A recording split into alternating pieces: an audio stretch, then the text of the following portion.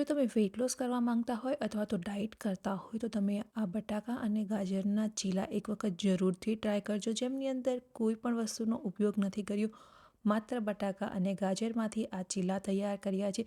ખાવામાં ખૂબ જ ટેસ્ટી અને ઝટપટ બની જશે અને સાથે સાથે તમને વેઇટ લોસ કરવામાં પણ હેલ્પ કરશે. તો સૌથી પહેલાં મેં અહીંયા 2 બટેકા લીધા છે. બટેકાની છાલ આપણે કાઢી લઈશું અને ત્યારબાદ આ રીતે આપણે ખમણી લેવાના છે. તો જે રીતની નાની ખમણી આવે છે એ ખમણીનો ઉપયોગ કરી અને આપણે એમને ખમણી લઈશું. તો અહીંયા મેં 2 બટાકાને ખમણી લીધા છે. સૌથી પહેલાં આપણે બટાકાને છે એ પ્રોપર રીતે વોશ કરી લેવાના છે, જેનાથી એમની અંદર જે સ્ટાર્ચ છે એ નીકળી જાય. તો આપણું પાણી છે એકદમ ક્લિયર થાય ત્યાં સુધી આપણે એને વોશ કરવાના છે. મેં અહીંયા 2 થી 3 પાણીથી એમને વોશ કરી લીધા છે અને ત્યારબાદ જે પણ વધારાનું પાણી છે એ વધારાનું પાણી આપણે કાઢી લઈશું. તો અહીંયા મેં બટાકાની અંદરથી બધું જ પાણી છે એ હાથની મદદથી નીચોવી અને કાઢી લીધું છે અને આ રીતે એકદમ કોરા કરી લેવાના છે. પાણી આપણે બિલકુલ નથી રાખવાનું. ત્યારબાદ ગાજરને પણ ખમણી લેવાના છે. તો મેં અહીંયા 2 ગાજર લીધા છે. ગાજરને પણ આપણે સેમ જ વાસણની અંદર ખમણી લઈશું.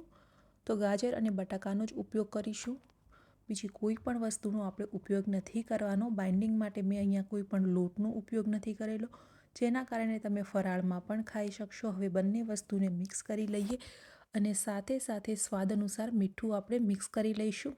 અહીંયા મેં અડધી નાની ચમચી જેટલું મીઠું એડ કરેલું છે. જો તમે અહીંયા જરૂરિયાત મુજબ મીઠું એડ કરી શકો છો, પરંતુ પહેલાં આપણે માત્ર અડધી ચમચી જ મીઠું એડ કરીશું.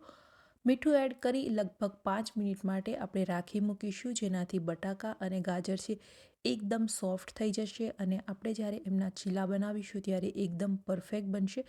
તો હું અહીંયા એને 5 મિનિટ માટે ઢાંકી અને રાખી મૂકીશ. ત્યારબાદ બાકીના જેટલા પણ આપણા મસાલાઓ છે એ મસાલા એડ કરી દેવાના છે. તો અહીંયા જુઓ 5 મિનિટ પછી આપણા બટેકા અને ગાજર છે એકદમ સરસ રીતે સોફ્ટ થઈ ગયા છે. સાથે અહીંયા આપણે મીઠું એડ કરેલું હતું એટલે થોડું પાણી છોડેલું છે, એ પાણી આપણે એમ જ રહેવા દઈશું.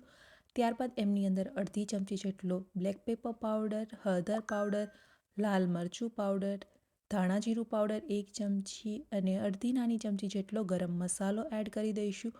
લીલી મરચી એડ કરી દઈએ અને સાથે લીંબુનો રસ પણ એડ કરી દેવાનો છે.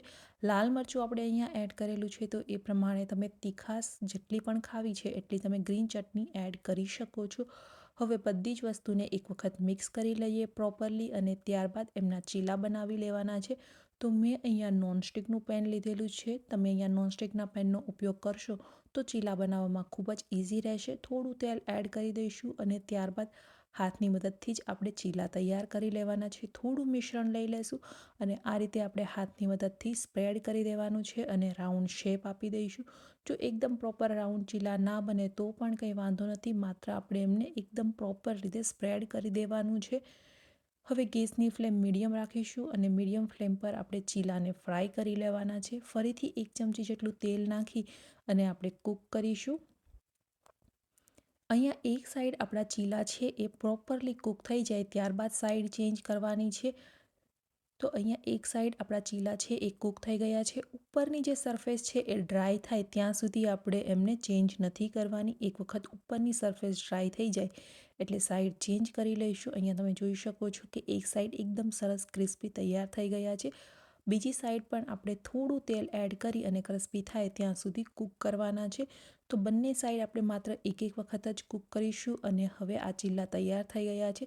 સેમ જ પ્રોસેસથી આપણે બાકીના બધા જ ચીલાને તૈયાર કરી લેવાના છે. ગેસની ફ્લેમ મીડિયમ રાખવાની છે અને મીડિયમ ફ્લેમ પર જ કૂક કરવાના છે. કૂક થતાં થોડી વાર લાગશે, પરંતુ એકદમ સરસ ટેસ્ટી અને ખાવામાં સરસ ક્રિસ્પી આપણા ચીલા બની અને તૈયાર થઈ જશે, જેને તમે ડાયટમાં અથવા તો વ્રત હોય ત્યારે પણ ખાઈ શકો છો. કોઈ પણ વધારે મસાલાનો ઉપયોગ અહીંયા મેં નથી કર્યો.